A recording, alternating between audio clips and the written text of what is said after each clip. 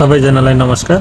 आज म एउटा नयाँ विषयवस्तु लिएर आएको छु जसको अन्तर्गत चाहिँ यो सामाजिक सुरक्षा कोषको चाहिँ आफ्नो जम्मा भएको रकम चाहिँ कसरी निकाल्ने भन्ने बारे जानकारी गराउनको लागि आइरहेको छु। धेरैजनाले चाहिँ यो कसरी निकाल्ने भनेर एकदमै जिज्ञासा राखेको हुनाले यसको सिकाउने कोसिस गर्दैछु। त्यसको लागि चाहिँ साइडमा रहेको कन्ट्रिब्युटर पोर्टलमा जानु होला र त्यसमा गइसकेपछि एसएसआइडी हान्नु होला र त्यसपछि एसएसआइडी हानिसकेपछि त्यसपछि तल चाहिँ पासवर्ड राख्नु होला।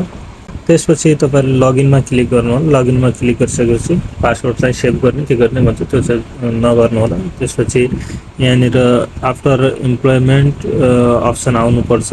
यो छ कि छैन हेर्नु होला। यदि छैन भने तपाईले चाहिँ आफ्नो पहिलेको रोजगारदाता कम्पनीमा अथवा संस्था जुनसुकै उसमा पनि तपाईले चाहिँ मलाई टर्मिनेट गरिदिनु त्यहाँबाट भनेर तपाईले त्यहाँबाट टर्मिनेट गरिसकेपछि मात्रै यो अप्सन देखाउँछ। त्यसपछि तपाईले यहाँनिर विथड्र अप्सनमा क्लिक गर्नु होला।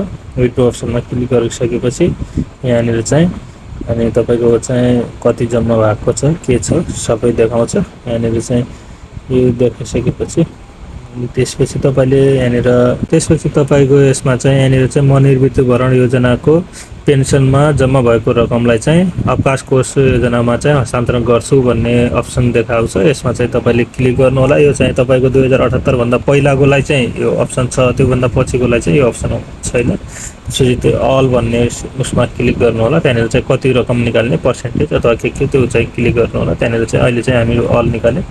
त्यसपछि तल चाहिँ माथि भरेको ठिक छ भनेर टिक गर्नु होला। त्यसपछि यहाँ आएर अनि यता निवृत्तिभरण चाहिँ हो अथवा सेवानिवृत्त हो त्यो चाहिँ छनौट गर्नु होला। जे गयो चाहिँ त्यही गर्नु होला। त्यसपछि यहाँनिर चाहिँ कुन मितिमा तपाईँको अन्त्य भएको त्यो चाहिँ यहाँनिर लेख्नु होला।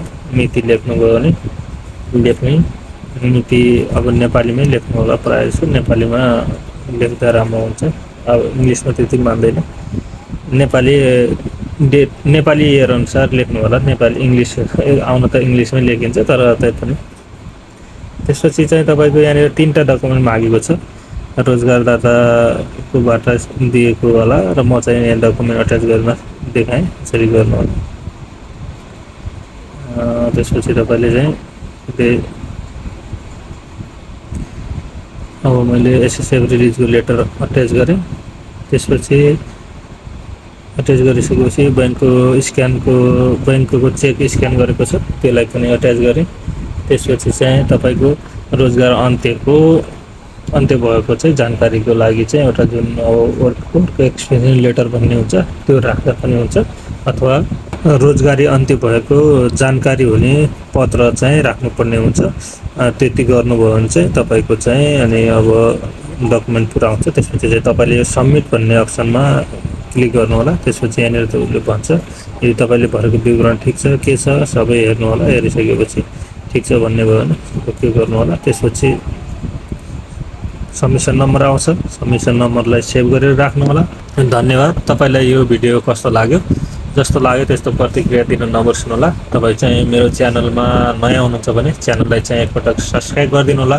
यस्तो भिडियो तपाईहरुलाई चाहिँ म ल्याइराख्नेछु। धन्यवाद।